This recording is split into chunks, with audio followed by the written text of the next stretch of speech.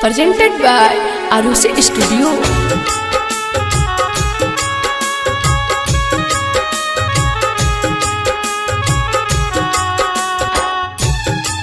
Mix by Pappu Deewana Yadav. तू तो जिले हो,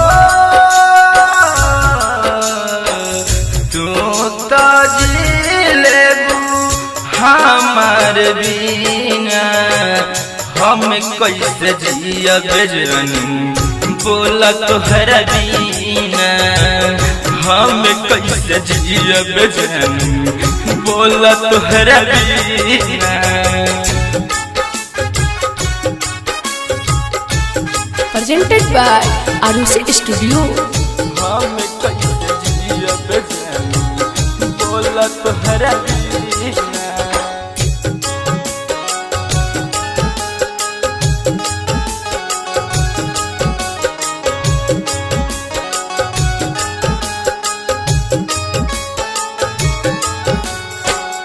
एक पल न दूर हमसे राहत रहलू, रहे का कसूर जानू हमसे न कहलू, रहे का कसूर जानू हमसे न कहलू।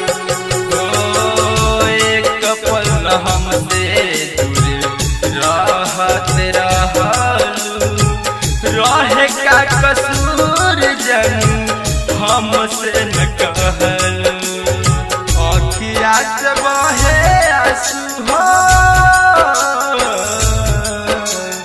अखिया से बहे आंसू आज रोजीना हम कैसे जियब जानू बोला तोहरा बिना। हम कैसे जियब जानू बोला तोहरा बिना।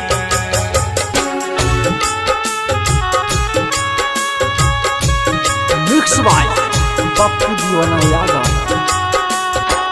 Presented by Arusi Studio. समझ न पबल हो जानू रोहित के प्यार के भइल का कसूर दूर हो गइलू यार से। भइल का कसूर दूर हो गइलू यार से। समझ न पबल हो जानू रोहित के प्यार के भइल का कसूर दूर होइलू अपना यार से। मुस्तकिल भइल बाटे हो,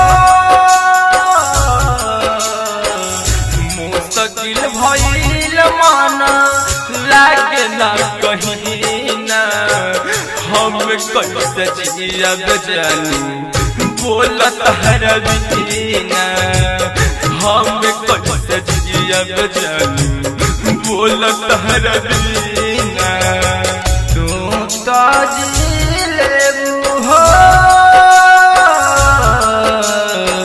तू तो जिले हमार बिना हम कैसे जियब जानू बोला तोहरा बिना।